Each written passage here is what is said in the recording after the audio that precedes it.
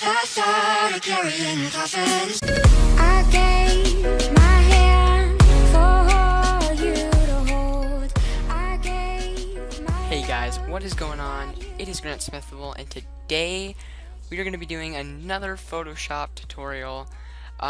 This one is going to be another photo manipulation trick that is very useful in photography and adds a very cool effect to pretty much any picture with light rays. I mean, you can use this in other pictures, but I find it mostly fits with pictures that have light streaking through, like the picture that I have right now. So, essentially, what specific thing we're going to be doing is creating dust. Now, I know that sounds really boring and really useless, but it does work in pictures and makes things really pop. And you'll see how much atmosphere it creates in pictures. And to do this, it's actually quite simple. The first thing is that we're actually going to be creating our own brush of dust, so that we can add this to other pictures at certain times. So I've created one, but I'm going to go ahead and make one again so I can show you guys. So the first step is creating a new document, and for this document we're going to have the width at 500 and the height at 500 and then the resolution at 72. So that's the first step, so we'll go ahead and do that. And now that we have that, we can actually get something kind of like that. Okay, so we have our picture here, and we're gonna actually change the flow to 40%, like that. And let me actually drag this lock off the layer. Okay, so now what we're gonna do is we have our we're gonna scale our brush up to about 7, somewhere around there. And now with dust, there's a lot of randomness in dust. You know, it's not just like a perfect circle. Some have many different stuff, so we're going to be creating that. And to do that, you kind of just want to just put some random stuff in this, and you kind of want to have them kind of in random spots because they are dust. And change some pieces of the actual dust. You know, they don't have, some are more dense, some are more less weight. You know, you kind of want to keep it kind of random. You know, you can't have too much of the same bit, and make sure that they're kind of spaced out. And I'll even do one kind of barely there, and I'll do one right here, and then I'll do one right here, and then right there. Okay, so we have this, and it looks pretty basic. I'll go ahead and do one more, just like that, and then one like that. Okay, so that's gonna be our brush. I know it doesn't look that good, but we work with me here. We'll get through it. So to create this, to make this as an actual brush, you can go to Edit and then go to Define Brush Preset. And this that was loud. You can actually make this. You can name this any kind of brush. So we'll call this dust. Oh, can't spell. Dust brush. Dust. We'll just call this dust brush 1. Okay. We'll hit OK. So now, as you can see, it has already selected a brush in the top. Here we go. So if I actually go and change these values up to 100 and 100, and then just start running, as you can see, it's already created a brush for us, which is pretty amazing and pretty awesome. We already have our brush. So now that we have our brush, we want to kind of randomize where the brush is actually going to go.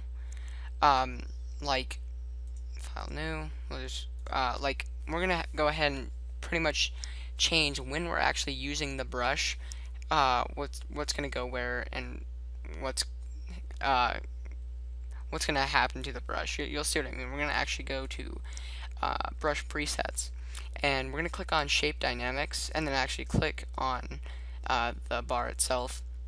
And basically, what we're gonna be doing is we're gonna be scaling size jitter up to 100%, because size jitter makes some of the particles bigger and some smaller, and that completes a lot of variety and randomness in the dust, which is a key and something that we really want.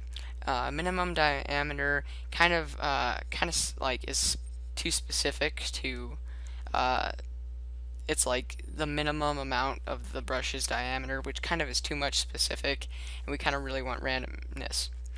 So angle jitter, that's something that we want to put to 100, because angle jitter rotates the brush each time it is has been clicked, and that's something that creates a more bit of randomness. Now, the next bit is we're going to be adding some scattering. Okay, and then actually click scatter, and then we're actually going to, okay, so we have scatter, and scatter kind of scatters the particles around, and that's something that we kind of want because it's, again, has variety and randomness. So I found that 395% works really well.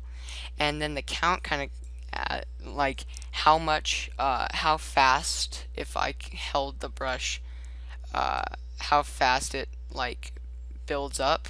If I if I like scale that up, as you can see, it there puts more of the brush with like one click than it does usually. So we kind of want that somewhere around 2. Let's see.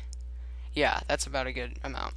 So now we basically have our preset done. That is the exact values that you want to have when with your brush. So now that we have that, we can go ahead and close this document that we made for the brush preset. And so now that we have this picture, we want to you can't just put random black blotches, because it doesn't work. It doesn't seem realistic, because why would there just be black floating dots in the air? So to do that, to make it look more realistic, you want to actually get your eyedropper tool, and this selects a certain color in the picture or whatever thing you have, and you want to actually click somewhere like around the light source itself, like where the actual light source is coming from. And so as you can see, it's like a yellow, so this means that there was a some kind of filtering in the process of making the picture.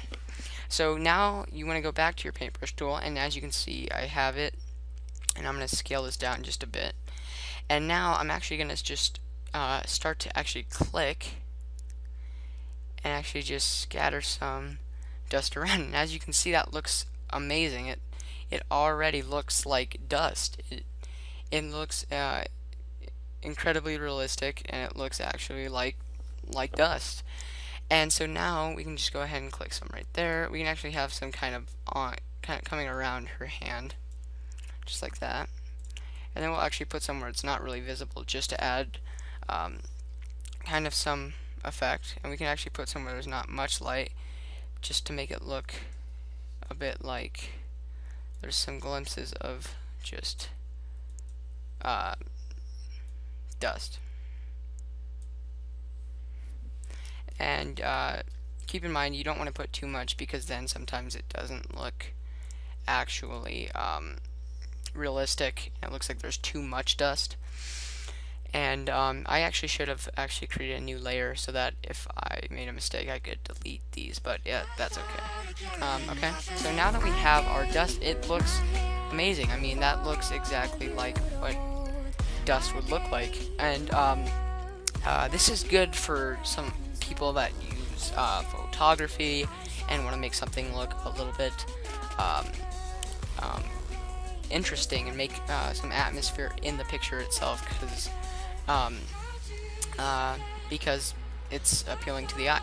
So thank you guys for watching so much, and if you haven't subscribed to my channel, please do. I'll release a video and try to release another video as soon as possible.